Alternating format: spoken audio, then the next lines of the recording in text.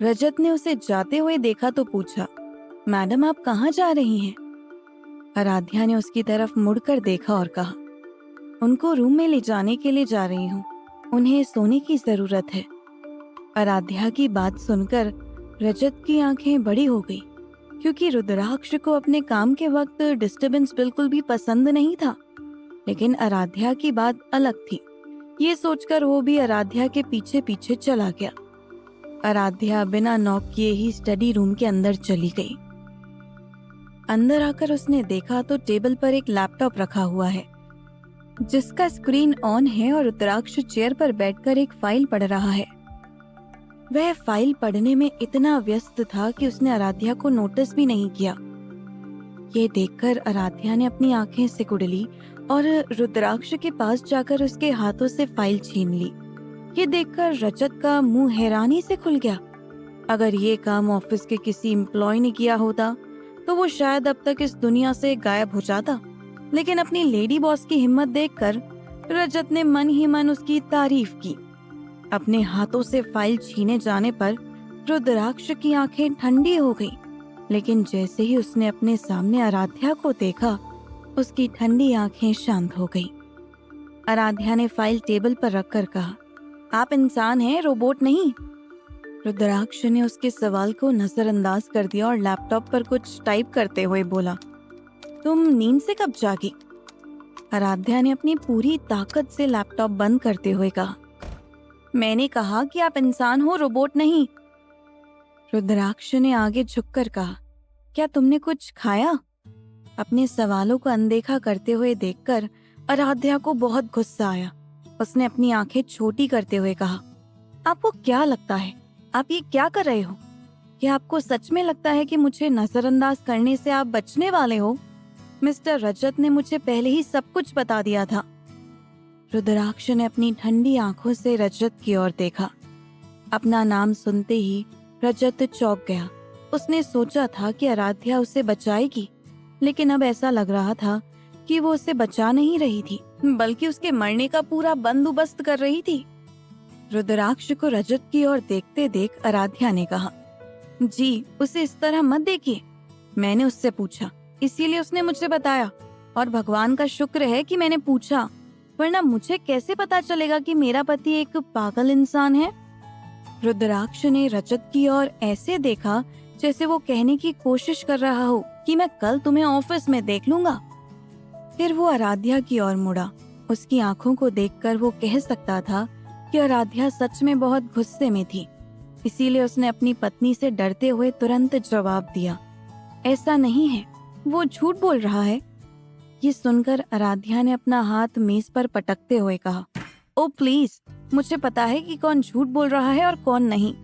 Mister रजत ने मुझसे कहा कि आप दिन रात काम करते हैं, मुश्किल से 3 से 4 घंटे ही सोते हैं। उन्होंने मुझे ये भी बताया कि आपको डॉक्टर ने कम से कम 8 घंटे सोने के लिए कहा है, लेकिन आप उनकी बात नहीं मानते।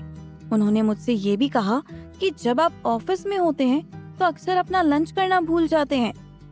ये सुनकर रुद्राक्ष ने रजत की ओर देखते हुए कहा, 3 महीने तक तुम्हारे लिए कोई बोनस नहीं। ये देखकर आराध्या ने फिर से टेबल पर अपने हाथ पटक दिए और उससे कहा, मैं भी देखना चाहती हूँ आप मेरे होते हुए ऐसा कैसे करते हैं। रजत ने अपने मन में अपने लेडी बॉस की तारीफ की। उससे आखिरकार कोई ऐसा मिल गया था जो उसे उसके बॉस से बचा सकता था। आराध्या ने अपने गुस्से को कंट्रोल करने के लिए अपनी आंखें बंद कर ली। फिर उसने गहरी सांस लेकर कहा, मैंने कुछ सोचा है। पहले आपको रोकने वाला कोई नहीं था, इसीलिए आप अपनी मर्जी से चलते थे, लेकिन अब ऐसा नहीं होगा।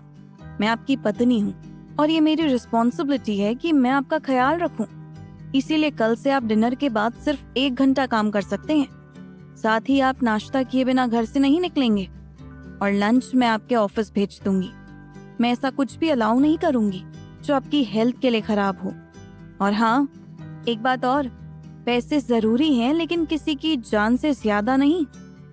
इतना कहकर वो पीछे मुड़ी और स्टडी रूम से निकल गई। रुद्राक्ष अभी भी अचंभे में था। आराध्या उसके लिए इतनी परेशान थी और उसका ख्याल भी रखना चाहती थी। ये सोचकर रुद्राक्ष के होठों पर मुस्कान आ गई। रजत ने एक लंबी आह भरते हुए कहा, सर। इससे पहले कि वो अपनी बात पूरी कर पाता, आराध्या वापस आकर बोली, मिस्टर रजत, मैं रुद्राक्ष का फुल बॉडी चेकअप करवाना चाहती हूँ, तो आप हॉस्पिटल से एक अपॉइंटमेंट ले लीजिएगा।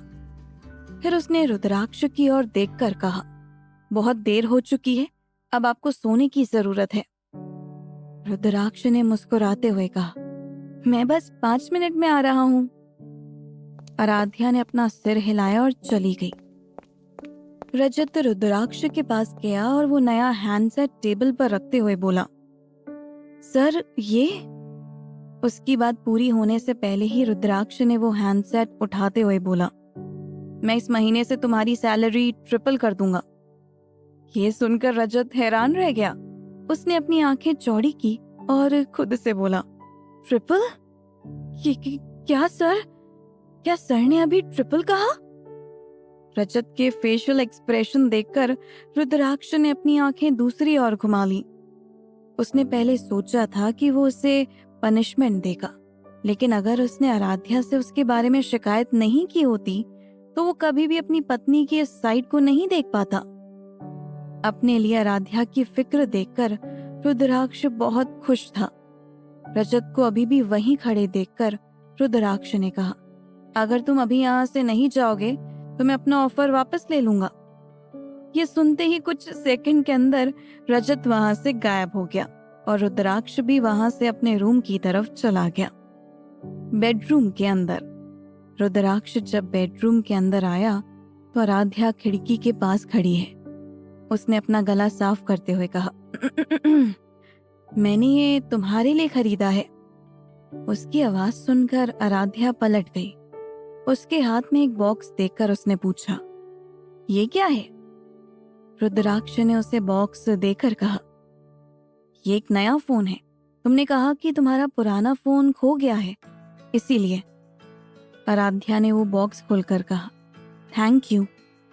फिर वो रुद्राक्ष की तरफ देखकर बोली, अब आप जाकर कपड़े बदल लीजिए। रुद्राक्ष ने सिर हिलाया और वॉशरूम के अंदर चला गया। आराध्या ये सोचकर सोफे पर बैठ गई कि उसे अपने सोशल मीडिया अकाउंट में लॉगिन करना चाहिए या नहीं। उसकी शादी में जो कुछ भी हुआ उसके बाद उसे पूरा यकीन था कि सोशल मीडिया पर चारों तरफ ये खबर फैल गई होगी। उसने गहरी सांस ली और लॉगिन करने का फैसला किया। जैसे ही उसने अपने अकाउंट में लॉगिन किया, उसकी उम्मीदों के विपरीत वहां पर सिर्फ उसके भाई और उसकी बेस्ट फ्रेंड के मैसेजेस थे। आराध्या को ये देखकर हैरानी हुई। फिर उसने एंटरटेनमेंट न्यूज भी चेक की, लेकिन उसे आश्चर्य हुआ कि कहीं भी उसकी शादी के बारे में एक भी न्यूज पोस्ट नहीं की गई थी। ऐसा लग रहा था जैसे कुछ हुआ ही नहीं। ये सब देखकर आराध्या ने आह भरी। हालांकि वो नहीं जानती थी कि ये सब कैसे पॉसिबल हुआ, लेकिन वो खुश थी। फिर वह सारी बात को साइड में रखकर अपने बेस्ट फ्रेंड वैशाली को कॉल करने लगी। वैशाली आराध्या की बेस्ट फ्रेंड थी। दोनों बचपन से एक साथ ही बड़ी हुई थी। वैशाली आहूजा फैमिली की इकलौती बेटी थी और आहूजा फैमिली का मुंबई में काफी नाम था। लगभग 2 बार रिंग जाते ही वैशाली ने कॉल उठाया और आराध्या कुछ कहती उससे पहले ही वो बोल पड़ी, आरू, तुम कहाँ हो और तुम क्या कर रही हो? मैंने कई बार तुम्हारा फोन ट्राई किया, लेकिन तुम्हारा फोन बंद था। यहाँ तक कि मैंने तुम्हें सोशल मीडिया पर मैसेज भी भेजा, लेकिन तुमने रिप्लाई नहीं दिया। लेकिन मैं तो वहाँ पर हूँ ही नहीं, वैशाली ने पूछा। क्या मतलब है तुम्हारा?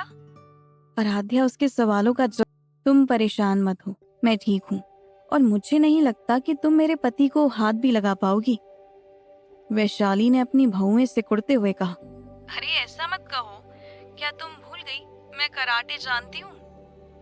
आराध्या ने हंसते हुए कहा, तुमने सिर्फ 1 महीने कराटे सीखा था और वो भी तब जब हम क्लास 6 में पढ़ते थे।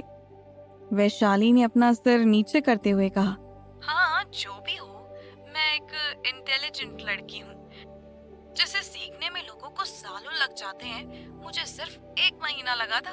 अब तुम मुझे अपना पता बताओ, मैं तुम्हें लेने आ रही हूँ। आराध्या ने आह भरते हुए कहा, ठीक है तो फिर तुम सिंघानिया मेंशन में आ जाओ, वैशाली ने कहा।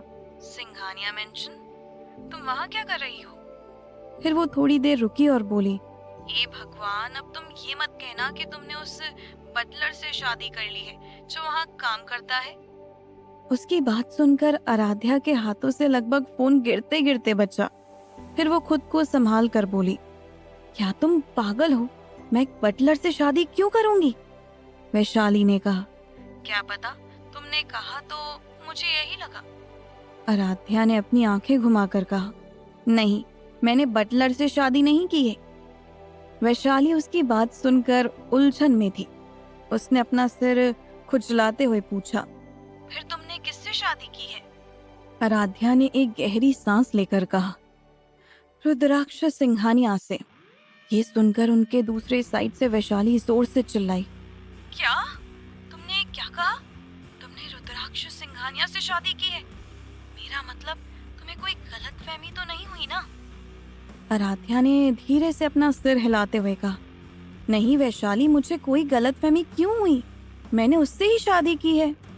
वैशाली ने अपनी आंखों को बड़ा करके पूछा, क्या तुम श्योर हो कि वो एशिया का टॉप मोस्ट एलिजिबल बैचलर रुद्राक्ष सिंघानिया ही है? आराध्या एक गहरी सांस लेकर बोली, हाँ।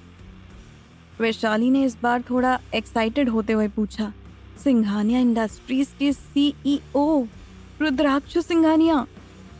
आराध्या ने आह भरी और फिर धीरे से बोली, हाँ, इंडिया का मोस्ट एलिजिबल बैचलर और सिंघानिया इंडस्ट्रीज का सीईओ रुद्राक्ष सिंघानिया।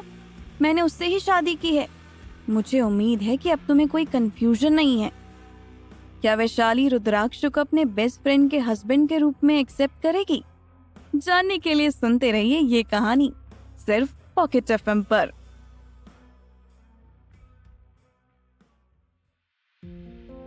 आराध्या से कई सवाल करने के बाद वैशाली चुप हो गई।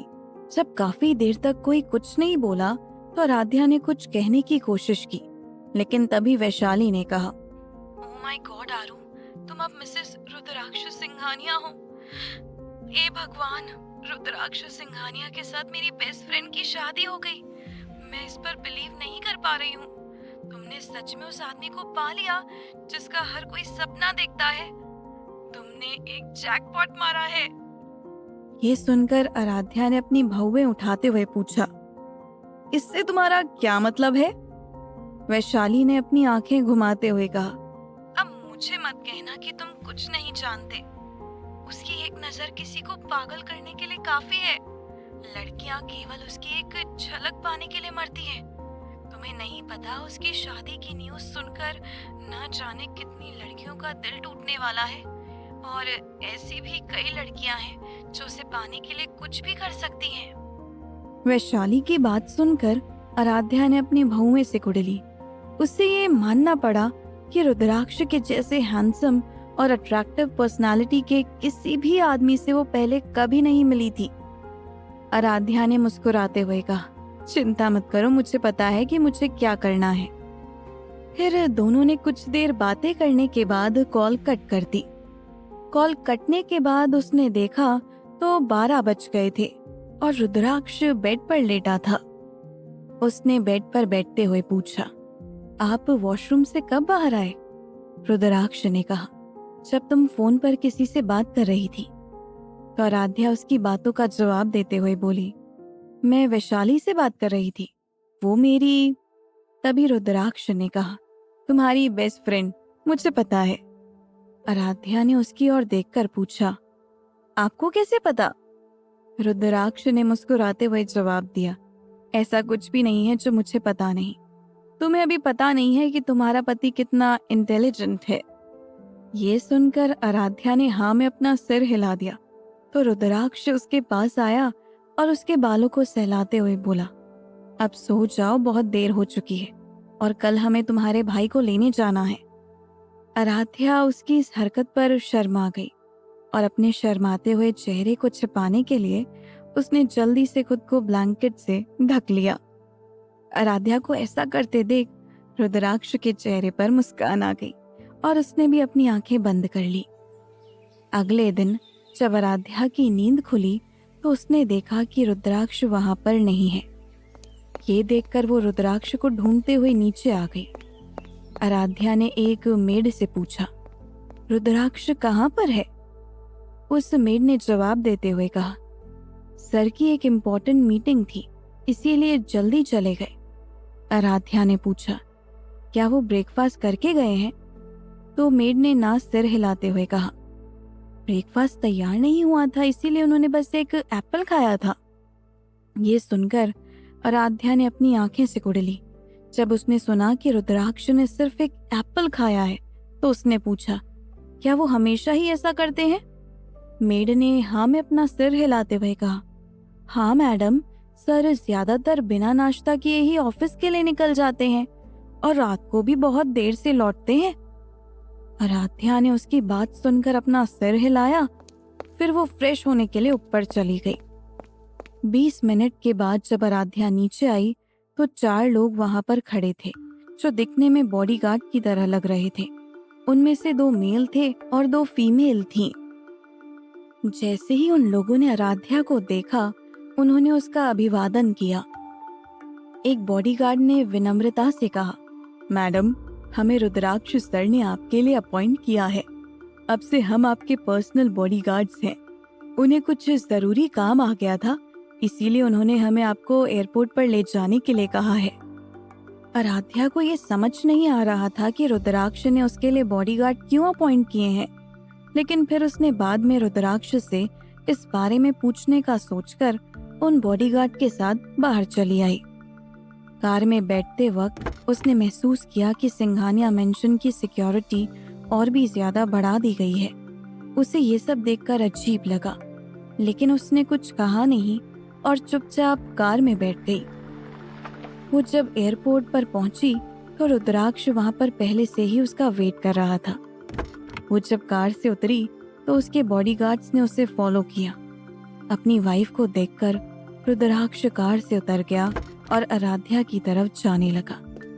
जैसे ही आराध्या ने रुद्राक्ष को अपनी ओर आते देखा, वो बॉडीगार्ड की ओर मुड़कर बोली, तुम यहाँ रुक सकते हो, अब तुम्हें फॉलो करने की जरूरत नहीं। ये सुनकर बॉडीगार्ड ने कहा, लेकिन तभी आराध्या ने उसकी बात काटते हुए कहा, अब मैं अपने हस्बैंड के साथ हूँ तो मुझे नहीं लगता कि मुझे कुछ होगा। आराध्या की बात सुनते ही रुद्राक्ष का चेहरा खिल उठा और उसने बॉडीगार्ड को वहीं पर रुकने का इशारा किया। फिर वो आराध्या की तरफ देखकर बोला, चलो हम लोग अंदर चलते हैं, तुम्हारे भाई की फ्लाइट 1 घंटा लेट है। उसकी बात सुनकर आराध्या ने हाँ में अपना सिर हिलाया और उसके साथ अंदर चली गई। एयरपोर्ट के अंदर वीआईपी वेटिंग एरिया में आराध्या और रुद्राक्ष चुपचाप बैठे थे। तभी एक स्टाफ ने उनका अभिवादन करते हुए कहा, सर, मैडम, क्या आपको कुछ चाहिए?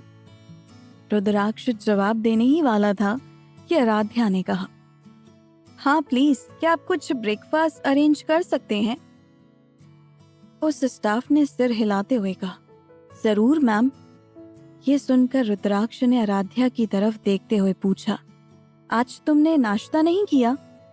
आराध्या, जो कि एक मैगजीन पढ़ रही थी, उसने पेज पलटते हुए कहा, मैं आपकी जैसी नहीं हूँ, मैं अपनी हेल्थ का पूरा ध्यान रखती हूँ, मैंने तो आपके लिए ऑर्डर किया है। आराध्या की बात सुनकर उसके होठों पर मुस्कान आ गई। फिर उसने सिर हिलाते हुए कहा, लेकिन मैंने खा लिया। ये सुनकर आराध्या उसे देखते हुए बोली, एक सेब। हाँ मुझे पता है, वो सेब कितना बड़ा था?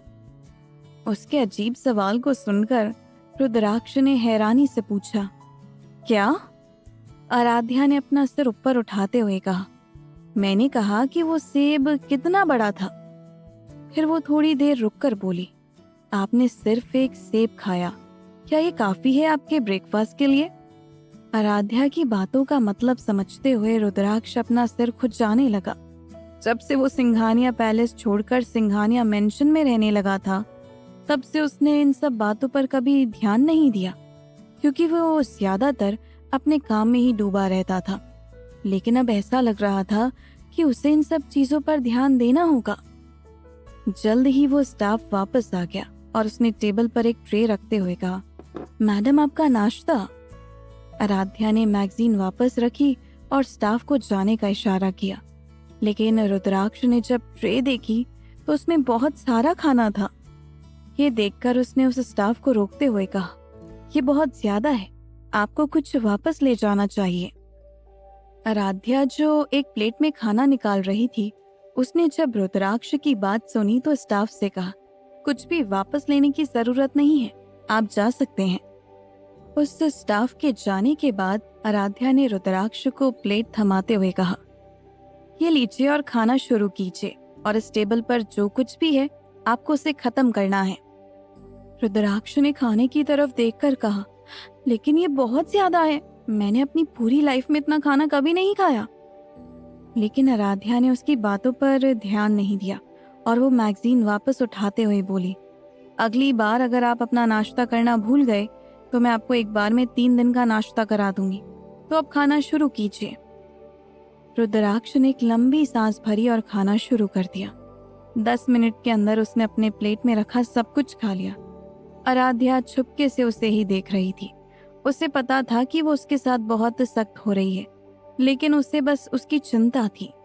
हालांकि उनकी शादी अजीब सिचुएशन में हुई थी, लेकिन आराध्या अब उसकी पत्नी थी और उसे अपनी रिस्पॉन्सिबिलिटी निभाना अच्छे से आता था। रुद्राक्ष और खाना लेने ही वाला था कि आराध्या ने उसे रोकते हुए कहा, बस हो गया। फिर उसने रुद्राक्ष के हाथ से प्लेट ले ली और उसे एक टिश्यू पेपर थमाते हुए बोली, मुझे उम्मीद है कि आपने अपना सबक सीख लिया है। अपनी वाइफ के सामने असहाय महसूस करते हुए रुद्राक्ष ने बस हाँ में अपना सिर हिला दिया। कुछ देर बाद दरवाजे पर दस्तक हुई। रजत अंदर आकर बोला, सर, मैडम, प्लेन लैंड हो गया है। आराध्या और रुद्राक्ष ने सिर हिलाया और दोनों खड़े हो गए। इतने लंबे समय के बाद अपने भाई को देखने के लिए आराध्या बहुत एक्साइटेड थी, इसीलिए वो अपने बगल में खड़े आदमी के बारे में भूल गई और उसका इंतजार किए बिना जल्दी से वहां से बाहर भाग गई। ये देखकर रुद्राक्ष ने एक आह भरी और उसकी फीलिंग्स को समझते हुए वो चुपचाप उसका पीछा करने लगा। आराध्या अपने भाई को ढूंढने के लिए बाएं और दाएं देख रही थी। अचानक उसने एक जाना पहचाना चेहरा देखा।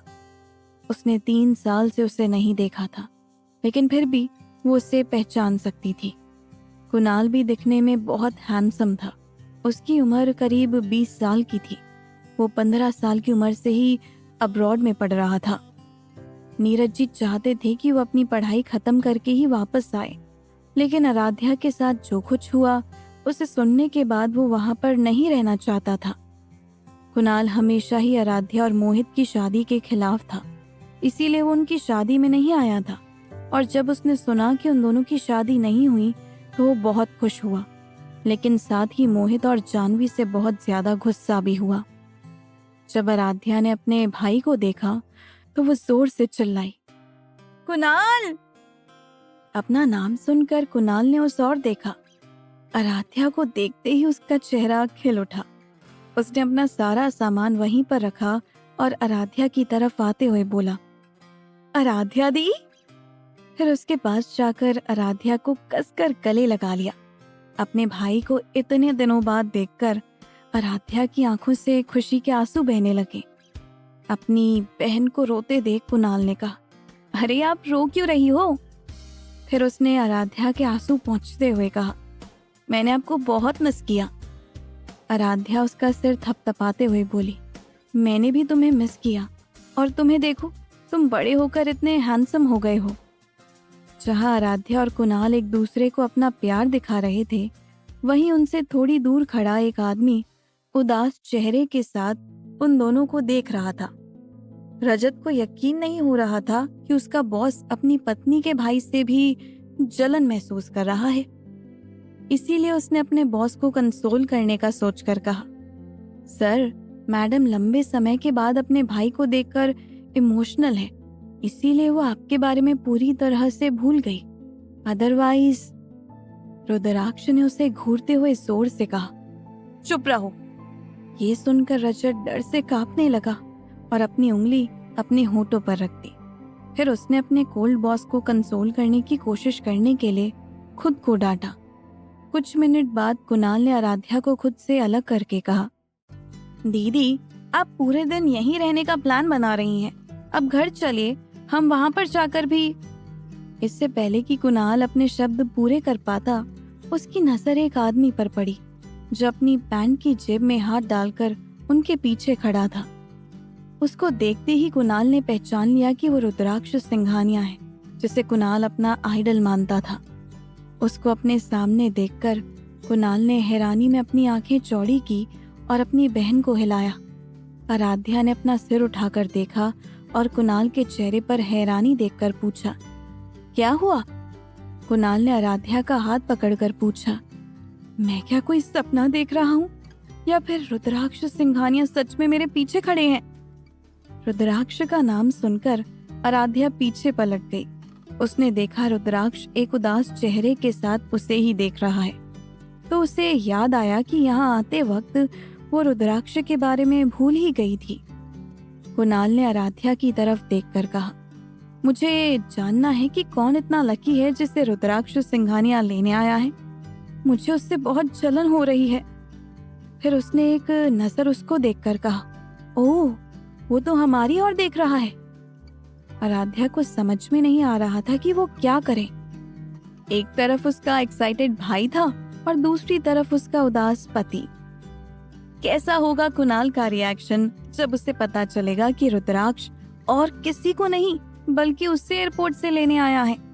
और क्या वो रुद्राक्ष और आराध्या की शादी को एक्सेप्ट करेगा? जानने के लिए सुनते रहिए ये कहानी सिर्फ पॉकेट एफएम पर।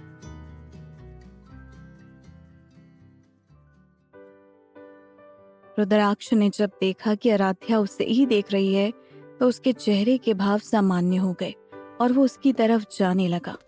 अपने आइडल को अपनी ओर आते देख कुणाल की एक्साइटमेंट का कोई ठिकाना नहीं था। उसकी सांस भी बहुत तेज चलने लगी थी। वो आराध्या की ओर देखते हुए बोला, दी, मैं कैसा लग रहा हूँ? क्या मैं गुड लुकिंग लग रहा हूँ? हाँ, इतनी लॉन्ग जर्नी के बाद मैं ये उम्मीद कैसे कर सकता हूँ? आराध्या ने अपने भाई की एक्साइटमेंट देखकर एक गहरी सांस ली। उसे देखकर उसने अपने मन में सोचा, क्या होगा अगर उसको ये पता चला कि रुद्राक्ष उसे ही लेने आया है? कहीं वो खुशी से बेहोश ना हो जाए। फिर आराध्या ने एक गहरी सांस लेकर कहा, कुणाल, शांत हो जाओ, वो तुम्हें ही। इससे पहले कि आराध्या अपनी बात पूरी करती, रुद्राक्ष उसके सामने आकर खड़ा हो गया। फिर आराध्या की तरफ देखकर बोला, मैं बहुत देर से तुम्हारा इंतजार कर रहा था। आराध्या ने 2 बार अपनी पलकें झपकाकर कहा, सॉरी। फिर उसने अपने भाई की ओर इशारा करके कहा, ये मेरा भाई कुणाल है। और फिर अपने भाई की ओर मुड़ते हुए बोली, और कुणाल, ये रुद्राक्ष सिंघानिया है, तुम्हारे जीजा जी। उसकी बात सुनकर कुणाल हैरान रह गया। उसे यकीन ही नहीं हो रहा था कि उसने जो सुना वो सच है। वो कुछ कहना चाहता था लेकिन उसका गला सूख रहा था। उसने पहले अपनी बहन को देखा और फिर अपने आइडल को देखा।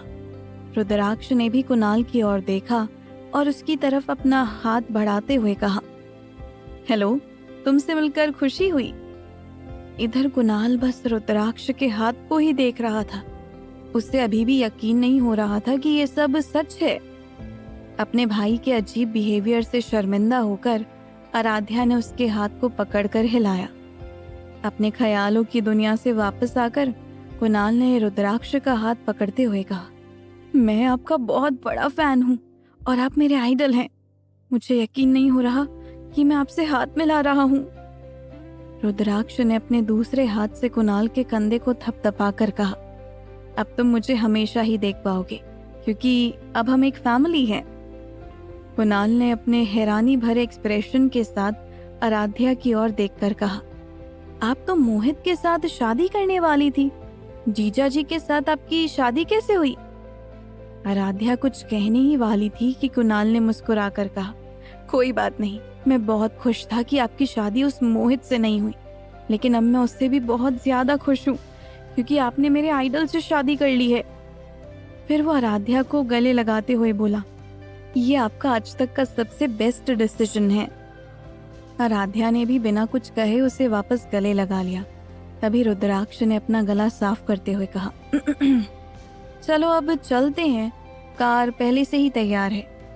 ये सुनकर कुणाल ने अपनी बहन को छोड़ दिया और रुद्राक्ष को गले लगाकर बोला, जीजा जी, मुझे यकीन नहीं हो रहा कि आप सच में मेरे जीजा जी हो।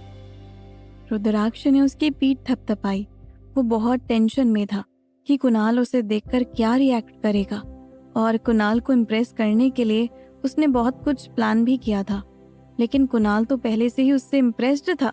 ये देखकर उसने एक राहत की सांस ली।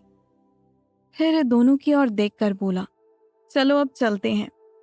ये कहकर रुद्राक्ष ने आराध्या का हाथ पकड़ा और आगे चलना शुरू कर दिया। कुणाल भी उनके पीछे पीछे चल दिया। एयरपोर्ट के बाहर 2 लग्जरी कार उनका इंतजार कर रही थी।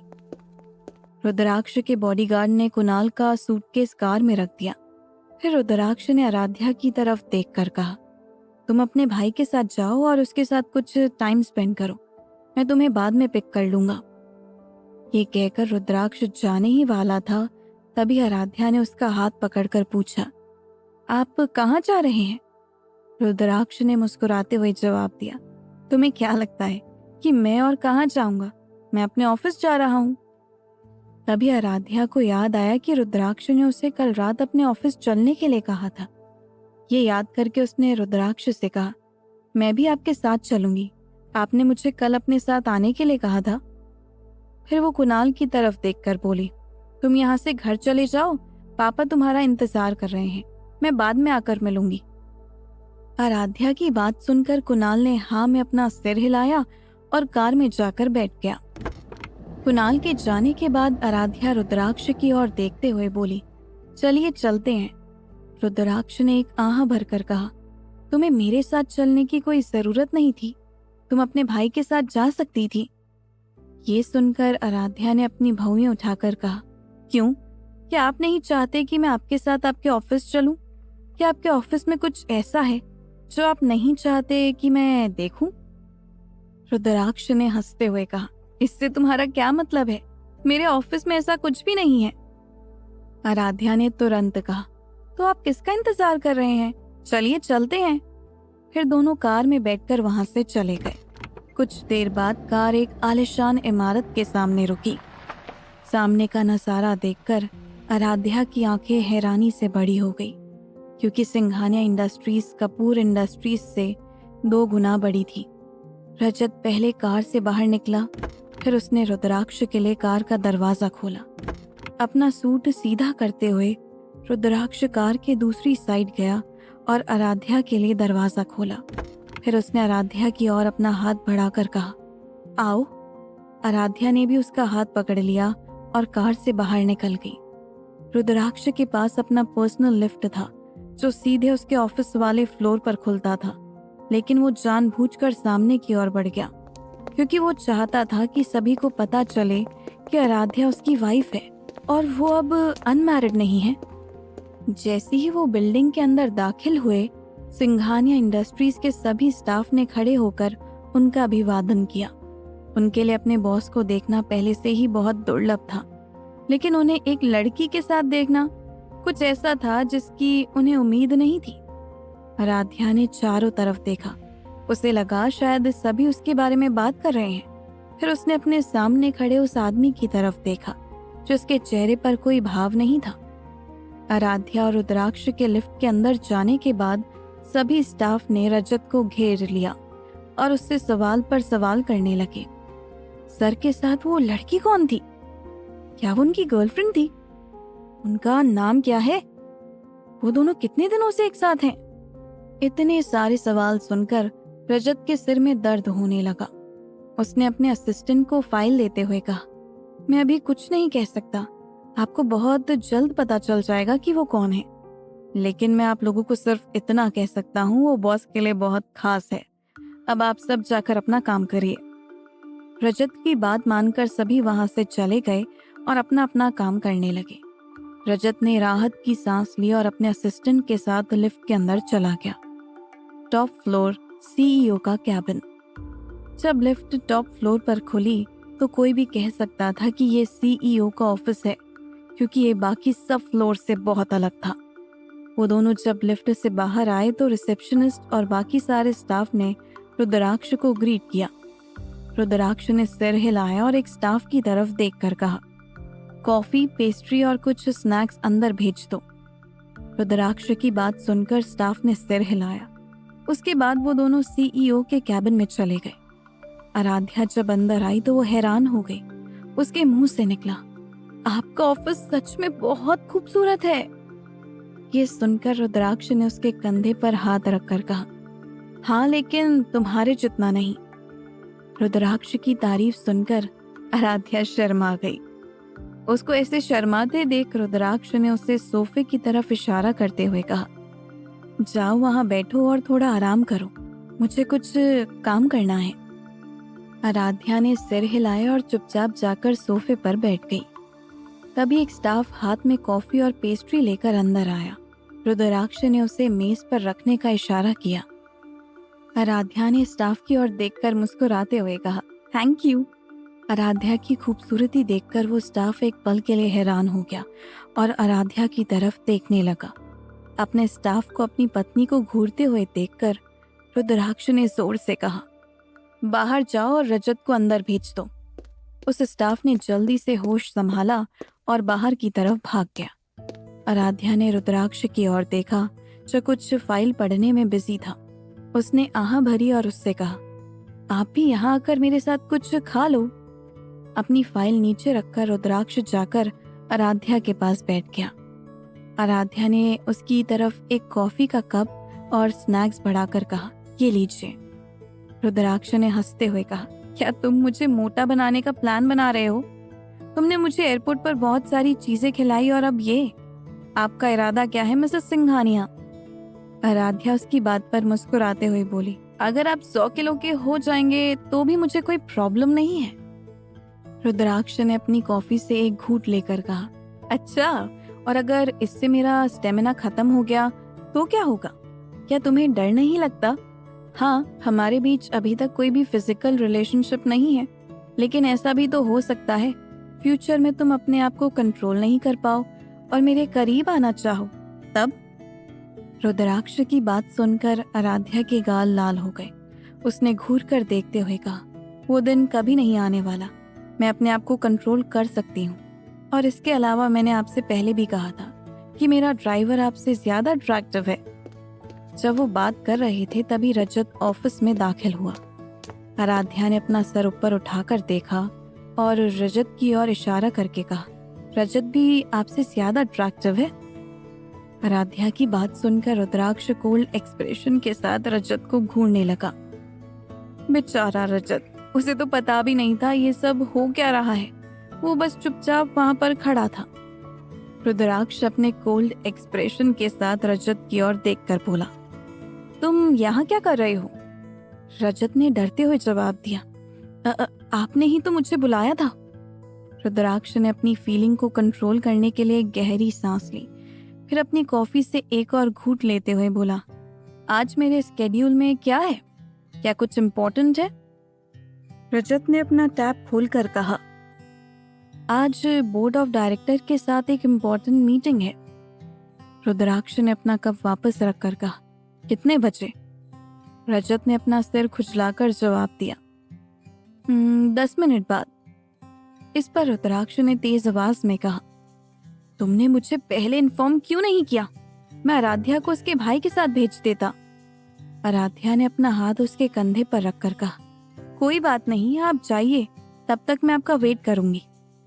रुद्राक्ष ने आराध्या के बालों को उसके कान के पीछे करते हुए कहा, ठीक है, तुम यहाँ रुको, मैं जल्द ही वापस आऊंगा, और अगर तुम्हें कुछ चाहिए तो रिसेप्शनिस्ट से मुझे कॉल करने के लिए कहना।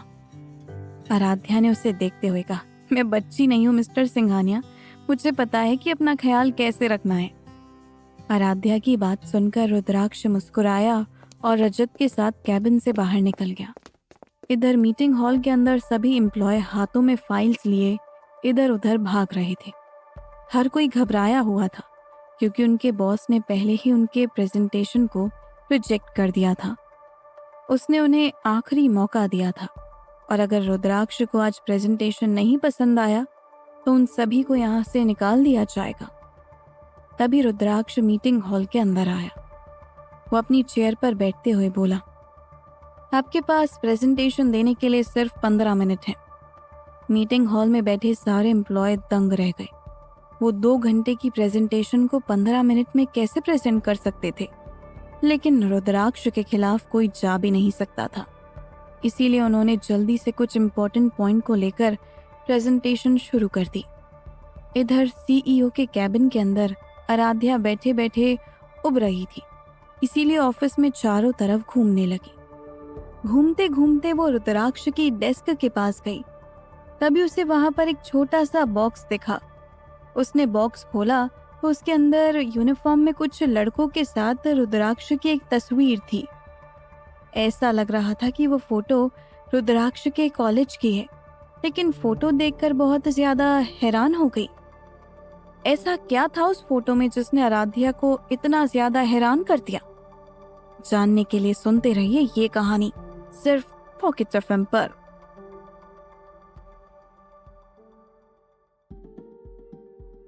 आराध्या को रुद्राक्ष की डेस्क पर एक छोटा सा बॉक्स दिखा। उसने बॉक्स खोला तो उसके अंदर यूनिफॉर्म में कुछ लड़कों के साथ रुद्राक्ष की एक तस्वीर थी। ऐसा लग रहा था कि वो फोटो रुद्राक्ष के कॉलेज की फोटो है, लेकिन फोटो देखकर वो बहुत ज्यादा हैरान हो गई, क्योंकि ये वही कॉलेज था जिसमें वो पढ़ती थी। फोटो को देखते हुए उसने मन में सोचा, क्या इसका मतलब ये है कि रुद्राक्ष भी उसी कॉलेज में थे, लेकिन मैंने उसे अपने कॉलेज में कभी नहीं देखा। अपने ख्यालों को दूर करते हुए आराध्या ने उस फोटो को बॉक्स के अंदर रख दिया। वो उसे बंद करने वाली थी, तभी उसे किसी की आवाज सुनाई दी। तुम अंदर क्या कर रही हो? आराध्या अचानक से आई इस आवाज से हैरान रह गई। वो इस आवाज को अच्छी तरह से पहचानती थी। उसने झिझकते हुए अपना सिर उठाकर देखा। उसके सामने वो इंसान था जिसे वो शायद अपनी जिंदगी में फिर कभी नहीं देखना चाहती थी, जिसने उसका दिल तोड़ा था। वो इंसान जिससे वो कभी प्यार करती थी, मोहित शर्मा। तभी उसकी नजर उसके पास खड़ी लड़की पर गई, जिसे वो नहीं जानती थी। आराध्या वहीं पर जम गई। उसे लगा जैसे उसके पैर कमजोर हो रहे हैं। मोहित अपनी कमर पर हाथ रखकर चिल्लाया, तुम अंदर क्या कर रही हो? उसके बगल में खड़ी लड़की ने आराध्या को घूरते हुए कहा, तुम कौन हो और सीईओ के ऑफिस के अंदर क्या कर रही हो? क्या तुम कुछ चोरी करने की कोशिश कर रही हो? ये लड़की डेवलपमेंट डिपार्टमेंट की इंचार्ज मोनिका थी, जो मोहित की कजन थी। वो रुद्राक्ष को पसंद करती थी और खुद को रुद्राक्ष की वाइफ बनने के लिए परफेक्ट समझती थी। उसने कभी रुद्राक्ष को किसी लड़की के साथ नहीं देखा था, इसीलिए वो काफी खुश थी। लेकिन जब उसने खूबसूरत लड़की को रुद्राक्ष के ऑफिस में देखा तो उसे गुस्सा आ गया। मोहित ने आराध्या की ओर इशारा करते हुए कहा, मुझे बिलीव नहीं हो रहा है कि कपूर इंडस्ट्रीज को बचाने के लिए तुम इतना नीचे गिर सकती हो। कपूर इंडस्ट्रीज सुनकर मोनिका समझ गई कि ये आराध्या है। उसे पता था कि मोहित ने आराध्या के साथ क्या किया था, लेकिन उसने कभी भी आराध्या को देखा नहीं था। मोनिका आराध्या के पास गई और उसकी इंसल्ट करते हुए बोली, तो तुम आराध्या हो? तुमने इस तरह हमारे सीईओ के कैबिन के अंदर आने की हिम्मत कैसे की? अपने गंदे हाथों से इसे छूकर अपने आसपास की चीजों को गंदा मत करो। आराध्या कुछ कहना चाहती थी, लेकिन उसके शब्द उसके गले में अटक गए थे। वो बस चुपचाप मोहित को देख रही थी। आराध्या को इस तरह देखकर मोहित उसके पास जाकर बोला, मुझे घूरना बंद करो। तुम ये मत भूलो कि मैंने तुम्हें छोड़ दिया था। मोनिका को आराध्या को यहाँ देखकर गुस्सा आ रहा था, इसीलिए उसने रिसेप्शनिस्ट को बुलाकर कहा, आप किसी को भी सीईओ के कैबिन में इस तरह कैसे घुसने दे सकती हैं? आप जानते हैं कि सीईओ किसी का भी अपने कैबिन के अंदर आना पसंद नहीं करते। उसकी बात सुनकर वो रिसेप्शनिस्ट चौंक गई और बोली, लेकिन मोनिका मैम। तभी मोनिका ने उसे टोकते हुए कहा, बस ये तुम्हारी गलती है और अब तुम मुझसे बहस कर रही हो। तभी मोहित ने कहा, इसे इस ऑफिस के बाहर फेंक दो, वो यही डिजर्व करती है। रिसेप्शनिस्ट ने उन्हें रोकने की कोशिश करते हुए कहा, नहीं, आप ऐसा नहीं कर सकते। वो मोनिका फिर से बीच में बोली, चुप रहो। ये कहकर मोनिका आराध्या की ओर गई और उसका हाथ जोर से पकड़ लिया। मोनिका के इस तरह से पकड़ने की वजह से आराध्या को बहुत तेज दर्द हो रहा था। उसने मोनिका को रोकने की कोशिश की, लेकिन तब तक बहुत देर हो चुकी थी। मोनिका ने अपनी पूरी ताकत से आराध्या को कैबिन से बाहर धक्का दे दिया। आराध्या ने गिरते हुए अपनी आंखें बंद कर ली, लेकिन तभी उसने अपनी कमर पर किसी के गर्म हाथों को महसूस किया। उसने अपनी आंखें खोलकर देखा तो रुद्राक्ष ने उसे गिरने से बचा लिया था। वो कुछ कहना चाहती थी, लेकिन रुद्राक्ष की आंखों को देखकर साफ पता चल रहा था कि वो बहुत गुस्से में है। उसके गुस्से से भरे चेहरे को देखकर आराध्या अंदर तक कांप गई। आराध्या को इस हालत में देखकर रुद्राक्ष के चेहरे के एक्सप्रेशन कोल्ड हो गए। अगर वो अभी यहाँ पर नहीं आता तो आराध्या को चोट लग जाती। बस इतनी सी बात उसके गुस्से को भड़काने के लिए काफी थी। आराध्या ने उसकी ओर देखकर कहा, रुद्राक्ष। तो रुद्राक्ष ने उसे सीधे खड़े करने के लिए उसका हाथ पकड़ा, लेकिन जैसे ही उसने हाथ पकड़ा तो आराध्या के मुंह से आह निकल गई। ये देखकर रुद्राक्ष ने अपनी भौवें सिकुड़ ली और आराध्या के हाथ को देखने लगा। जैसे ही उसने आराध्या के हाथ पर लाल निशान और खून के धब्बे देखे, गुस्से से उसकी आंखें लाल हो गई। असल में मोनिका ने आराध्या के हाथ को इतनी जोर से पकड़ा था कि उसके नाखून आराध्या के हाथों में चुभ गए थे। उसने आराध्या को सीधे खड़े किया और गुस्से से सबको घूरते हुए बोला, ये किसने किया? आराध्या रुद्राक्ष को इतने गुस्से में देखकर उसे शांत करने की कोशिश करना चाहती थी, लेकिन जैसे ही उसने अपनी पीठ सीधी की, उससे अपनी पीठ में तेज दर्द महसूस हुआ और उसने अपनी आंखें बंद कर ली। आराध्या के चेहरे पर दर्द के भाव देखकर रुद्राक्ष का गुस्सा और बढ़ गया।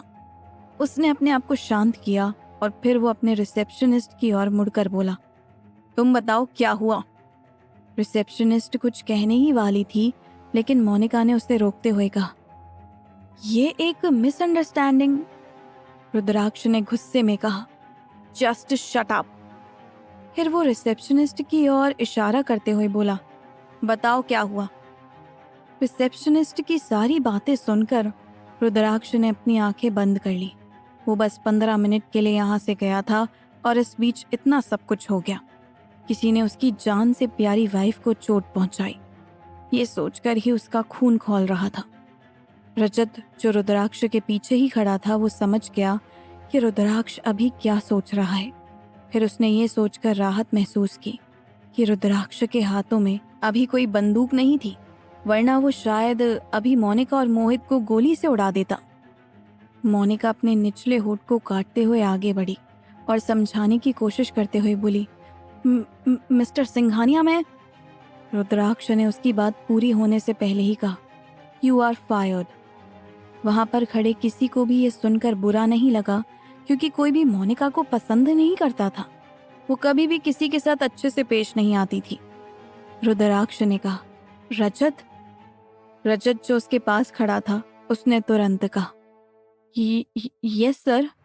रुद्राक्ष रजत को ऑर्डर देते हुए बोला, डॉक्टर को बुलाओ।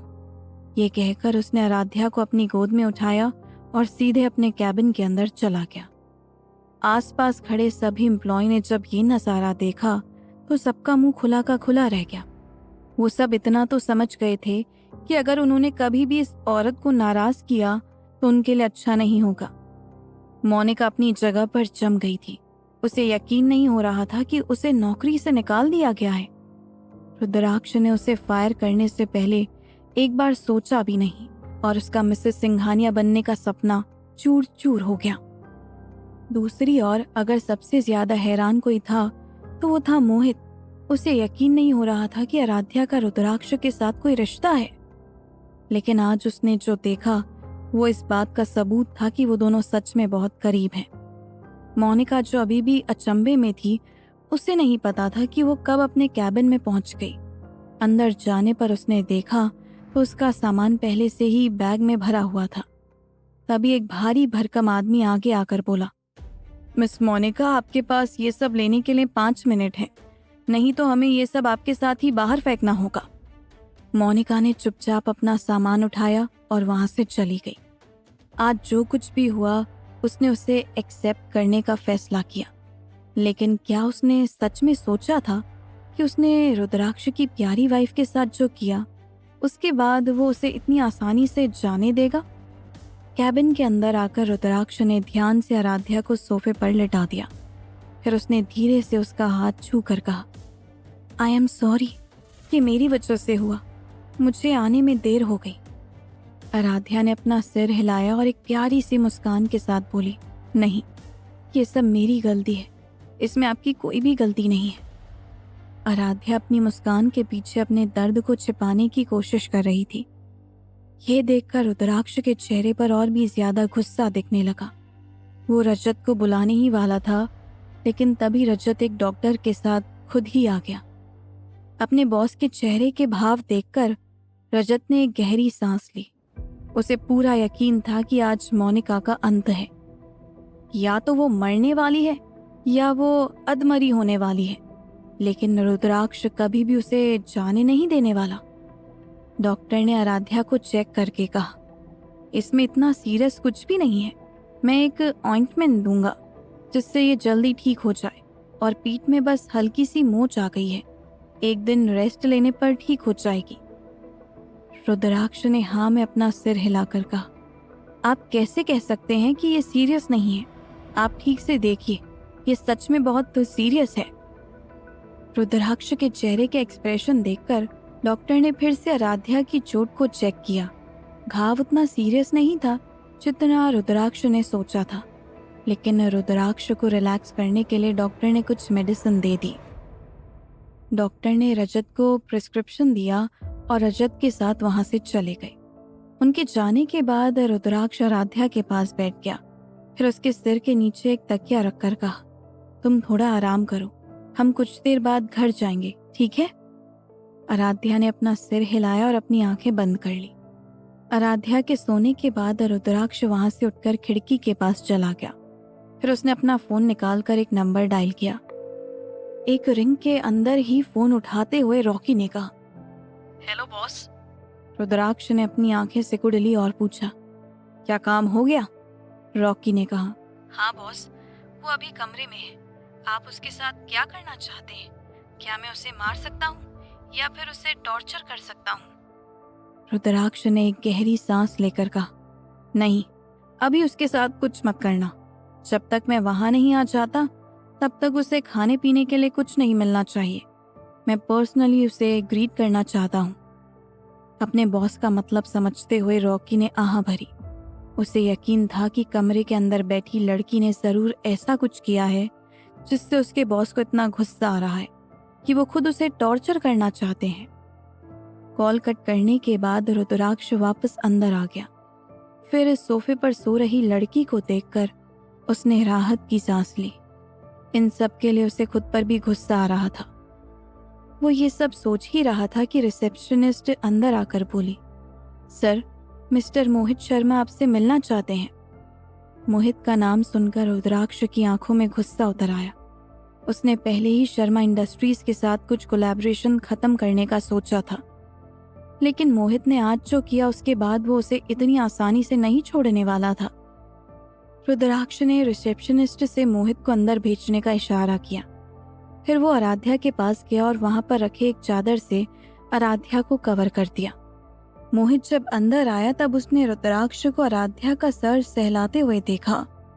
मोहित ने रुद्राक्ष की तरफ देखकर कहा, मिस्टर सिंघानिया, मैं आपको इस लड़की से दूर रहने की सलाह देता हूँ। ये लड़की बस एक गंदगी है। ये सुनकर रुद्राक्ष ने अपने हाथों की मुट्ठियां जकड़ ली और अपने गुस्से को कंट्रोल करने की पूरी कोशिश की। उसे बस अपने पापा के कहे हुए शब्द याद आ रहे थे कि बिल्ली एक चूहे को पकड़ने के बाद उसे तुरंत नहीं मारती।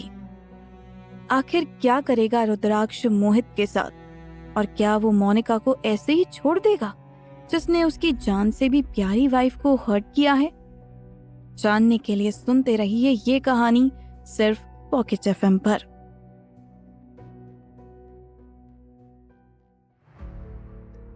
अपने गुस्से पर कंट्रोल करते हुए रुद्राक्ष ने कहा, मिस्टर शर्मा, मैं भी आपको मेरी पर्सनल लाइफ से दूर रहने की सलाह देता हूँ, क्योंकि आप यहाँ बिजनेस के लिए आए हैं।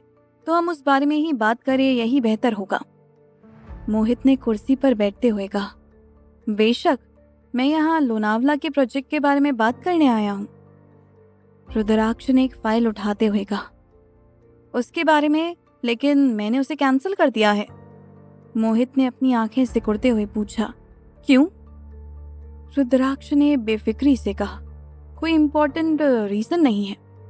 मोहित ने एक गहरी सांस लेते हुए कहा, ठीक है, तो जूहू गार्डन के प्रोजेक्ट के बारे में क्या? रुद्राक्ष ने अपनी फाइल के पेज पलटते हुए कहा, वो भी कैंसिल कर दिया गया है। मोहित ने अपने गुस्से को कंट्रोल करते हुए कहा, ठीक है, तो सिटी प्लाजा के प्रोजेक्ट के बारे में बात करते हैं। मोहित को देखे बिना रुद्राक्ष ने कहा, उसे भी कैंसिल कर दिया गया है। मोहित ने मेज पर हाथ पटककर चिल्लाते हुए कहा, मिस्टर सिंघानिया, इन सब का क्या मतलब है?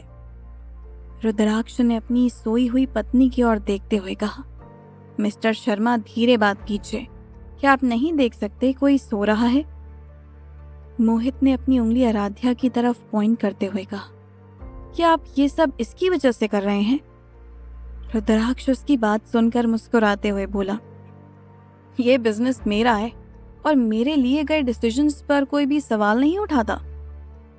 मोहित ने एक बार फिर डेस्क पर हाथ पटकते हुए कहा, नॉनसेंस।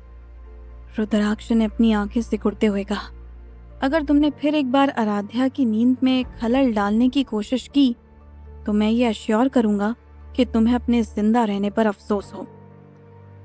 उसकी बात सुनकर मोहित के चेहरे पर डर के भाव आ गए।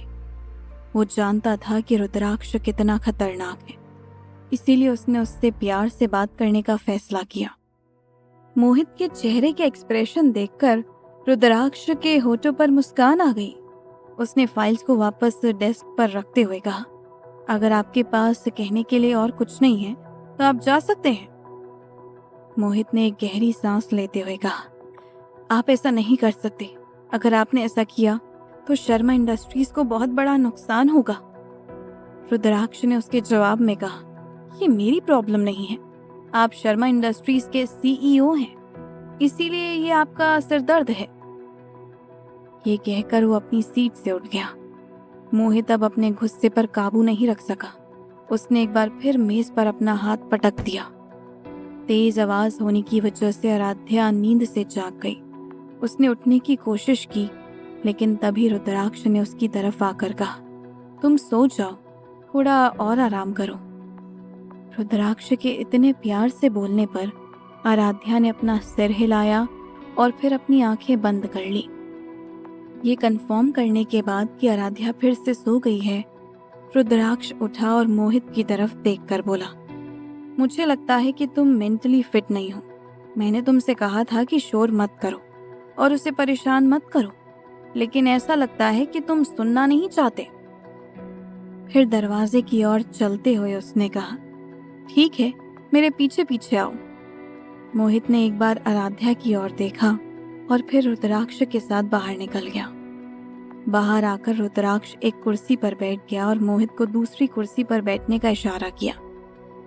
कुर्सी पर बैठते हुए मोहित ने पूछा, हम यहाँ पर क्यों बैठे हैं? रुद्राक्ष ने कहा, वहां अंदर आराध्या सो रही है और मैं उसे परेशान नहीं करना चाहता।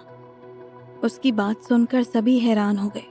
वो अपना कैबिन छोड़कर बाहर बैठा था क्योंकि वो आराध्या की नींद में खलल नहीं डालना चाहता था। मोहित ने कुर्सी पर बैठते हुए कहा, बाकी प्रोजेक्ट के बारे में क्या वो भी कैंसिल कर दिए गए हैं? अपने चेहरे पर एक हल्की सी मुस्कान के साथ रुद्राक्ष ने कहा, हाँ। इस पर मोहित की आंखें लाल हो गई। उसने थोड़ा गुस्से में कहा, तुम ऐसा क्यों कर रहे हो और इस प्रॉमिस के बारे में क्या? रुद्राक्ष ने अपना सिर हिलाते हुए उससे पूछा, क्या प्रॉमिस किया था? मुझे तो याद नहीं कि मैंने तुमसे कभी कोई प्रॉमिस भी किया था। मोहित ने रुद्राक्ष की तरफ देखकर कहा, वो प्रॉमिस जो तुम्हारे दादाजी ने मेरे दादाजी के साथ किया था। रुद्राक्ष ने मुस्कुराते हुए कहा, ओह सॉरी, पर तुम्हें इस बारे में मेरे दादाजी से बात करनी होगी और अभी मैं ये बिजनेस चला रहा हूँ, इसीलिए मैं वही करूँगा जो मेरी कंपनी के लिए फायदेमंद होगा। मोहित ने अपने दांत पीसते हुए कहा, तुम्हें ऐसा करने पर पछतावा होगा, रुद्राक्ष ने बेफिक्री से कहा। Let's see it. तभी रजत डॉक्टर को लिखी हुई मेडिसिन लेकर वापस आ गया। रुद्राक्ष अपनी चेयर से उठा और रजत के हाथों से मेडिसिन लेते हुए बोला, रजत, तुम मिस्टर शर्मा को फाइनेंशियल डिपार्टमेंट में ले जाकर सब कुछ सॉर्ट आउट कर लो। फिर उसने मोहित के कंधे को थपथपाते हुए कहा, चिंता मत करो, मैंने 2 प्रोजेक्ट कैंसिल नहीं किए हैं। मुझे पूरा यकीन है कि शर्मा एंटरप्राइजेस को बचाने के लिए इतना काफी होगा। फिर उसने अपने कैबिन के अंदर जाते हुए कहा, रजत, अगली बार से ये ध्यान रखना कि मिस्टर शर्मा मेरी परमिशन के बिना मेरे कैबिन के अंदर नहीं आने चाहिए। रजत ने अपना सिर हिलाया और मोहित को लेकर बाहर चला गया। जब रुद्राक्ष कैबिन के अंदर आया तो आराध्या अभी भी सो रही थी। ये देखकर वो उसके पास बैठ गया और आराध्या के साथ अपनी पहली मुलाकात के बारे में सोचने लगा। फ्लैशबैक। रुद्राक्ष को अपनी आगे की पढ़ाई के लिए इंडिया छोड़कर लंदन जाना पड़ रहा था। हालांकि वो नहीं जाना चाहता था, लेकिन फिर भी उसे जाना पड़ रहा था। जब वो अपनी फ्लाइट के टेक ऑफ के इंतजार में बैठा था, तभी उसने एक खूबसूरत लड़की को बिजनेस क्लास में जाते हुए देखा। एक पल के लिए उसकी नजर उस लड़की पर ठहर गई। वो चाहकर भी उस लड़की से अपनी नजरें नहीं हटा पा रहा था। फ्लाइट लैंड होने के बाद रुद्राक्ष ने सबसे पहले उस लड़की की तलाश की, लेकिन वो उसे कहीं भी नहीं मिली। इसके बाद वो अपने कार में बैठकर वहां से चला गया। ऐसे ही कुछ दिन बीत गए। कॉलेज में जो स्टूडेंट पावरफुल फैमिली से बिलोंग करते थे, उन्हें रहने के लिए वीआईपी रूम दिए गए थे। रुद्राक्ष भी वहीं पर रहता था। जल्द ही कॉलेज फेस्ट आ गया। कॉलेज के सभी स्टूडेंट्स को इसमें पार्टिसिपेट करना जरूरी था। रुद्राक्ष को ये सब पसंद नहीं था, इसीलिए वो एक कोने में अकेले बैठ गया। अचानक किसी ने रुद्राक्ष के कंधे पर हाथ रखते हुए कहा, हे रुद्र, तुम यहाँ अकेले क्या कर रहे हो? रुद्राक्ष ने पीछे मुड़कर देखा तो उसका बेस्ट फ्रेंड सिद्धार्थ था। सिद्धार्थ मल्होत्रा फैमिली का बड़ा बेटा था।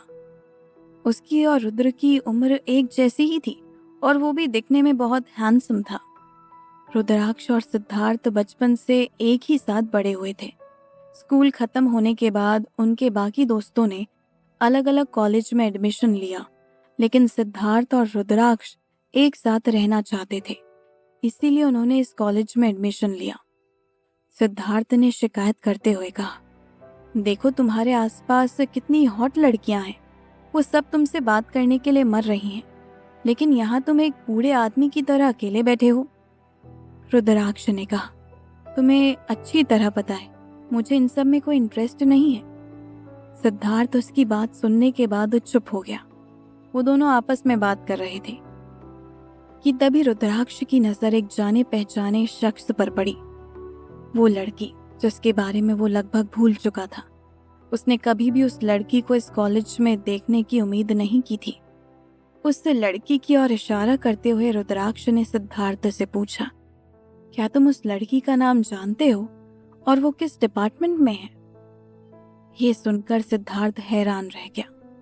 रुद्राक्ष ने अपनी पूरी लाइफ में कभी किसी लड़की के बारे में नहीं पूछा था।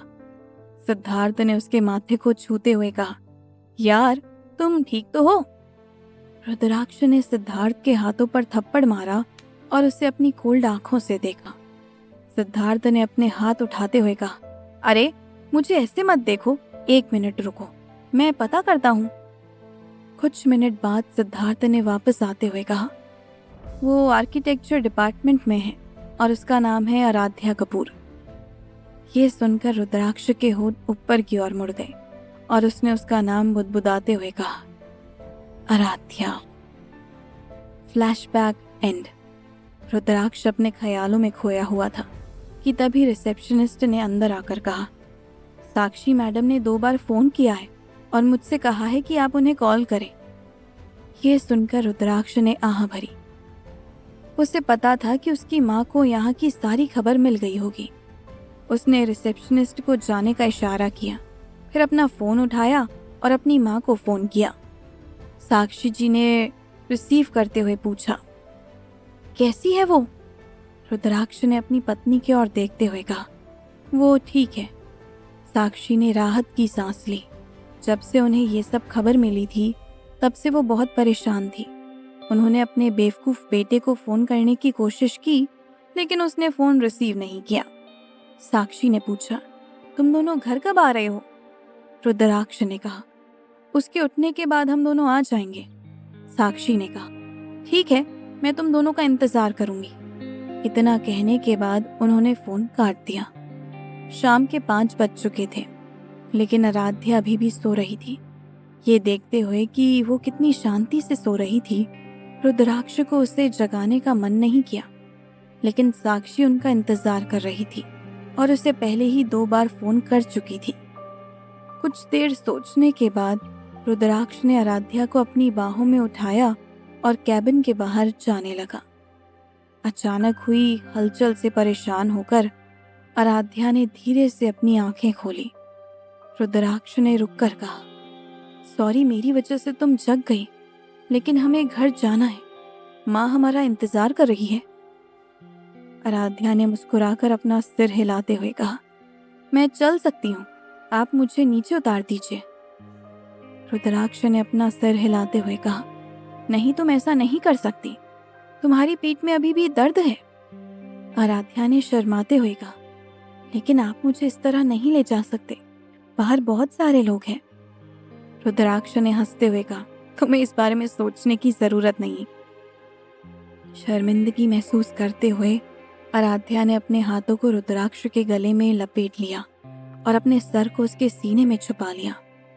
रुद्राक्ष अपने चेहरे पर एक बड़ी सी मुस्कान के साथ कैबिन से बाहर चला गया। रजत, जो बाहर खड़ा था, उसने जब ये नजारा देखा तो एक पल के लिए उसे यकीन नहीं हुआ। उनके बॉस, जो कभी एक भी मीटिंग मिस नहीं करते थे, उन्होंने आज अपनी सभी मीटिंग्स कैंसिल कर दी थी। रुद्राक्ष की जिंदगी में अचानक बदलाव देखकर रजत को खुशी हुई। रिसेप्शनिस्ट, जो रजत के बगल में खड़ी थी, उसने उसके कंधे को थपथपाते हुए पूछा, मिस्टर रजत, ये लड़की असल में कौन है? रजत ने मुस्कुराते हुए कहा, हमारी लेडी बॉस। रिसेप्शनिस्ट ने हैरानी से पूछा, क्या? रजत ने अपना सूट ठीक करते हुए कहा, हाँ, अपने आप को खुशकिस्मत समझो कि तुमने मोनिका की मदद नहीं की, वरना मुझे भी नहीं पता कि तुम्हारा क्या होता। जब आराध्या और रुद्राक्ष घर पहुंचे तो साक्षी पहले से ही उनका इंतजार कर रही थी। रुद्राक्ष के गोद में आराध्या को देखकर उनके होठों पर मुस्कान आ गई। साक्षी ने उससे कहा, आराध्या को ऊपर ले जाओ, मैं उसके लिए खाना लेकर आती हूँ। रुद्राक्ष ने हाँ में अपना सर हिलाया और आराध्या को लेकर बेडरूम में चला गया। बेडरूम में आकर रुद्राक्ष ने आराम से आराध्या को बेड पर लेटा दिया और ब्लैंकेट से कवर कर दिया। फिर वो उसके पास बैठते हुए बोला, थोड़ी देर आराम करो, मैं कुछ देर बाद वापस आ जाऊंगा। आराध्या ने सिर हिलाते हुए कहा, मैं दोपहर से आराम कर रही हूँ, आपको भी थोड़ी देर आराम करना चाहिए, आप थोड़ा आराम करके जा सकते हैं। रुद्राक्ष ने मुस्कुराते हुए कहा, ये बहुत इम्पोर्टेंट है, मुझे वो काम जल्द से जल्द पूरा करना है, मैं रात को आराम करूंगा। ये कहने के बाद वो वहां से उठ गया और जाने के लिए तैयार हो गया। साक्षी कुछ फ्रूट्स और जूस लेकर बेडरूम के अंदर आई, फिर अपने बेटे की ओर देखते हुए बोली, तो तुम जा रहे हो? फिर साक्षी ने अपनी आंखें सिकुड़ते हुए कहा, मुझे उम्मीद है कि तुम्हें पता है क्या करना है। रुद्राक्ष ने अपना सिर हिलाते हुए कहा, मुझे पता है कि क्या करना है और मैं अभी इसीलिए जा रहा हूँ ताकि मैं उस काम को पूरा कर सकूं। साक्षी ने सेटिस्फैक्शन में सिर हिलाते हुए कहा, ठीक है, जाओ और जल्दी वापस आना। आखिर क्या वजह थी रुद्राक्ष के इतनी रात को बाहर जाने की, और कौन सा काम पूरा करने की बात कर रही थी साक्षी? जानने के लिए सुनते रहिए ये कहानी सिर्फ पॉकेट FM पर।